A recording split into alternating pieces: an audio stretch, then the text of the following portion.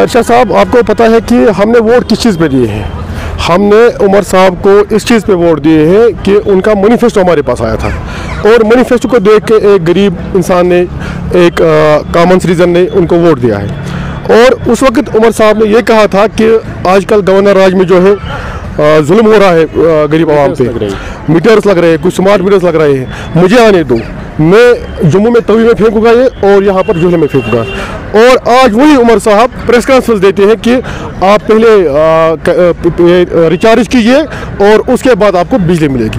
ये एक और हवाला भी क्या दे रहे हैं, हवाला ये दे रहे हैं कि मेरी सिस्टर को उनको ये है और मेरी आंटी को स्मार्ट मीटर। आपकी आंटी या आपकी सिस्टर, उनकी इनकम उसी हिसाब से होगी तो वो वैसे अफोर्ड कर सकते हैं। आप जंगल में रहने वाले एक बंदे को बोल रहे हो कि आप स्मार्ट मीटर यूज़ करो, जिसके पास फ़ोन के लिए पैसा नहीं, जिसके पास खाने के न्याय पड़े हैं, जो इस वक्त अपने जो मतलब बच्चे हैं उनको खाना नहीं दे, एक वक्त खाना नहीं दे पा रहा है, वो जो इकोनॉमिक कंडीशन हमारी इस वक्त कश्मीर में है, वो कहाँ से स्मार्ट मीटर अफोर्ड करेगा। अभी मैं बात कर रहा था कुछ लोगों से, यहाँ पर हमारे कंगन एरिया में भी मीटर लगे हैं, हमारे गांधरबल में 4 साल से मीटर है, और उसने कहा कि मुझे बिल पहली 5,000 आई, वो उसमें अब ये नहीं पता कि उसमें मीटर का पैसा ऐड किया है बिजली डिपार्टमेंट। ये कौन सा मतलब जुल्म हो रहा है? हर किसी लिहाज से जुल्म कर रहे हो आप लोग ये नहीं देख रहे हो कि गरीब आम पिस चुकी है। यहाँ पर टूरिज्म था वो भी बेच चुका है, यहाँ पर जो फ्रूट बिजनेस हमारा हार्टिकल्चर का बिजनेस है वो भी इस साल में घाटे में हुआ। यहाँ पर मजदूरी किसी को नहीं है, यहाँ पर लोग इस वक्त कपड़े नहीं ला पा रहे, यहाँ पर शादियाँ नहीं हो पा रही। रीज़न यही है कि बहुत ज़्यादा पॉवर्टी इस वक्त है। और हमारे उमर साहब कंपेयर कर रहे हैं गुपका रोड वालों को किसके साथ? यहाँ पर जंगल में, यहाँ पर सरकारी ज़मीनों में जो बेचारे जिनको ज़मीन मिली है, 5 मरला ज़मीन मिलती है उनको मकान के लिए, उनके साथ कंपेयर कर रहे हैं। ये आप समझ सकते हो कि हमने दिया था वोट इस चीज़ पे। हाँ, हम बोल रहे हैं उमर साहब को आप स्मार्ट मीटर लगाइए, आपने 1 लाख नौकरी का वादा किया था, आप यही गरीब जो है इनको 1 लाख नौकरियां दीजिए, उसके बाद इनके घरों में स्मार्ट मीटर लगे। आपको पहले हमारी इकोनॉमिक कंडीशन ठीक करनी है, उसके बाद आप आगे की सोचिए। जब हमारी इकोनॉमिक कंडीशन ठीक नहीं है, जब हम मर रहे हैं यहाँ पर, तो हम कैसे इन चीज़ों पे आपको फीस पे करेंगे? हमारे पास कोई इस वक्त भी आप अगर चेक करोगे, हर किसी घर में 40,000 25,000 बकाया थे, वो आज का नहीं है, वो पिछले 10 साल 20 साल का। जब 10 साल 20 साल में वो भर नहीं पा रहे हैं, उनके पास वो कंडीशन नहीं है। आपने देखा कि हमारे कश्मीर की हालत, दिन भर इकोनॉमी जो है वो सफ़र हो रही है, तो उसकी वजह से इस वक्त हम ये स्मार्ट मीटर्स कहाँ से अफोर्ड करेंगे? कहीं ना कहीं उमर साहब को हमने उन पर भरोसा किया है, हमने उनको वोट दिया है, हमने उनको अपना सपोर्ट दिया है। उसने वहाँ पर नारा दिया था, नारा ये दिया था कि 1 लाख नौकरियाँ मैं आपको दूंगा, नारा ये दिया था कि आपकी बिजली फीस माफ़ कीजिए, आपको 12 सिलेंडर गैस मिलेंगे, आप अगर कोई मकान के बगैर उनको आईवा केस मिलेगा। मगर मेरे हिसाब से 1 साल भी गुजर गए, अभी तक किसी को कुछ नहीं मिला। गवर्नर जो रूल होता है वो ब्यूरोक्रेसी पे डिपेंड होता है। हमने इलेक्टेड गवर्नमेंट को चुना है, हमने इसीलिए तो इलेक्टेड गवर्नमेंट चुनी है ना, वरना हम बोलते नहीं जी हमें यहाँ पर इलेक्टेड गवर्नमेंट की जरूरत नहीं है। हम इस वक्त भी कह रहे हैं हमें इलेक्टेड गवर्नमेंट पे भरोसा है, हमने वोट दिया है, हमने इसलिए वोट दिया है। हम बना भी सकते हैं, हम बिगाड़ भी सकते हैं। पब्लिक जो है ना सब कुछ जानती है, हम बना भी सकते हैं, बिगाड़ भी सकते हैं। अगर गवर्नर दौर में स्मार्ट मीटर्स यहाँ पर आए, ये सच है कि उसी दौर में आ गए, लगे उस वक्त स्मार्ट मीटर्स, मैं वो भी मान लेता हूँ। मगर हमने वोट क्यों दिया? वोट हमने इसलिए दिया कि उमर साहब ने हमसे वादा किया है, उसने ये वादा किया है कि आपको बिजली हम फ्री देंगे 200 यूनिट्स। कहाँ है वो? हमने इसीलिए वोट दिया था ना। इलेक्टेड गवर्नमेंट ने जब इनकी पॉलिटिकल पार्टी मैनिफेस्टो लेके आई तो उसी बुनियाद पे यहाँ पर हमने 50 सीटें इनको दे दी। और इस वक्त यही आवाम जिन लोगों ने इनको बनाया, जो आज MLAs हैं, जो आज चीफ मिनिस्टर है, हम लोगों ने इनको बनाया, हम लोगों ने वोट दिया, हम लोगों ने प्रोपिगेशन की, हम लोगों ने सारा निज़ाम चला। आज हमारे ऊपर ही जुल्म हो रहा है। किस इंसाफ की बात कर रहे हो? उमर सरकार को पहले ये सोचना चाहिए कि गरीब आवाम ने उनको बनाया है और यही गरीब आवाम कल दूसरा इलेक्शन भी आने वाला है। इलेक्शन आते रहते हैं, आपको कुर्सी पे फिर से बैठना अगर है तो आपको हमारा सोचना है। जब तक आप हमारा ना सोचोगे, अगर हमें बनाना आता है, हमें बिगाड़ना भी आता है। देखिए, अभी तक अगर देखा जाए तो 1 साल में अभी हमारे उमर साहब एक अच्छी मैंडेट लेके गए थे, लेकिन अपने वादों पे खड़े नहीं उतर पाए, यू टर्न ले रहे हैं। अभी वो सिर्फ आंटी का मसला उठा रहे हैं, आंटी ने स्मार्ट मीटर लगाया तो आप भी लगाओ। उनकी आंटी हाईफाई फैमिली से है और हम दिहाड़ी वाले हैं, हमें और उनमें बहुत आसमान और ज़मीन फ़र्क हुई। अगर देखा जाए तो इस वक्त NC गवर्नमेंट बिल्कुल फेल हो चुके हैं। हालांकि एक अच्छी मेजॉरिटी के साथ 87 के बाद पहली बार मेजॉरिटी आई थी कश्मीर में, जम्मू कश्मीर में, तो इस वक्त NC गवर्नमेंट टोटली फेल हो चुकी है। मेरे ख्याल से उमर साहब को जल्द अज जल्द रिज़ाइन पेश करना चाहिए था ताकि उसका फ्यूचर आगे सिक्योर होता। देखिए, अगर मैं आपसे बेग साहब बात करूं इस बारे में, आप शायद मुझसे ज़्यादा इसमें वाकिफ़ हो। एक हाईफाई फैमिली जिसने 100 साल जम्मू कश्मीर पे हुकूमत की है, 1930 से अब तक हुकूमत की है, तो अब तक एक आंटी का मसला उनने छेड़ा। हमारी आंटी है वो स्मार्ट प्रीपेड मीटर्स का बिल भर सकती है, आप क्यों नहीं भर सकते हो?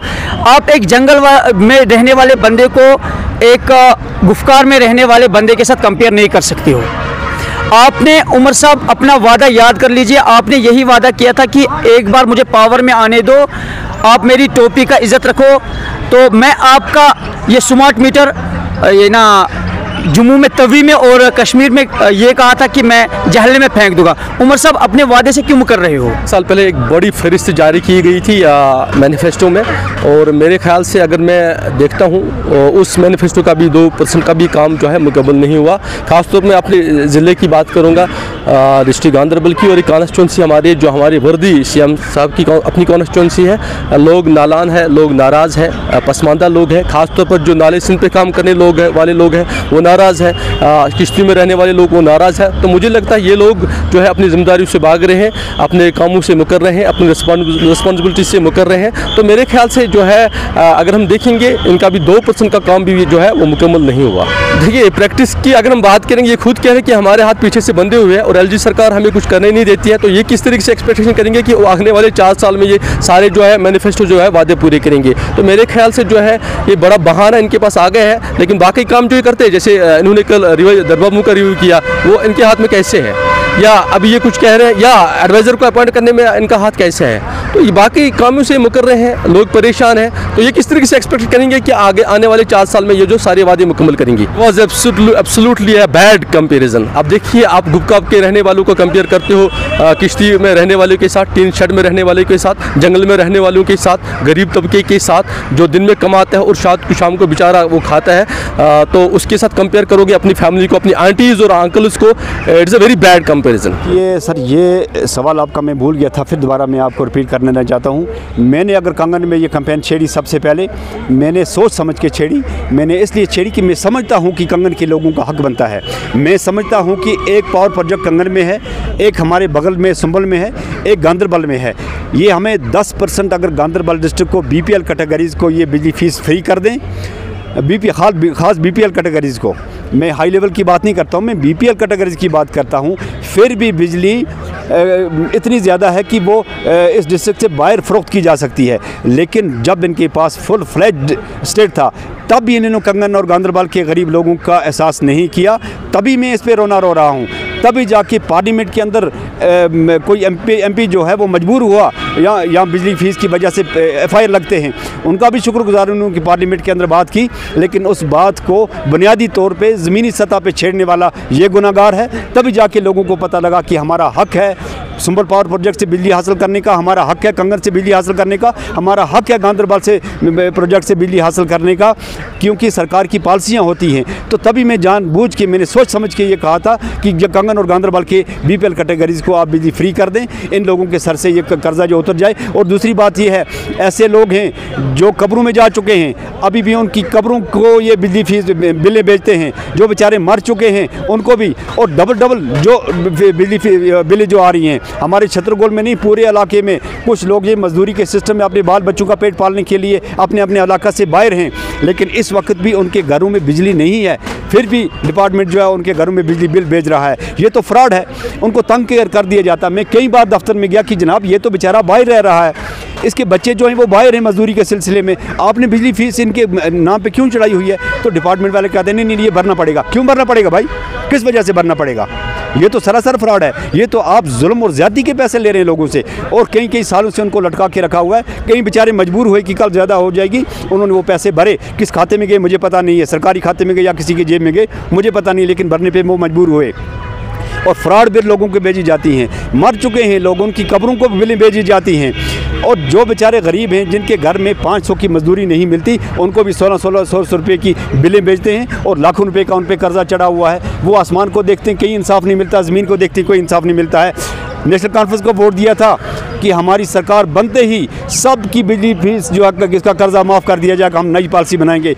उस हिसाब से वोट दिए तो सरकार की तरफ से 1 साल जवाब आया कि भाई मेरी बहन और आंटी भरती है तो आप भी भरें। तो अनफॉर्चुनेट लोगों पे हर तरफ से ज़्यादतियाँ और जुल्म हो रहे हैं और इस जुल्म के खिलाफ सोशल एक्टिविस्ट फोरम खड़ा है। हम बात करते रहेंगे और जब तक लोगों के मसले हल नहीं होते पुरअमन तरीके से, डेमोक्रेटिक तरीके से हम बात करते रहेंगे और सरकार तक बात पहुँचाते रहेंगे। सरकार उस पर गौर करे ना करे वो दूसरी बात है। मजीद मुनफरिद और दिलचस्प वीडियोस के लिए हमारी YouTube चैनल जरूर सब्सक्राइब करें।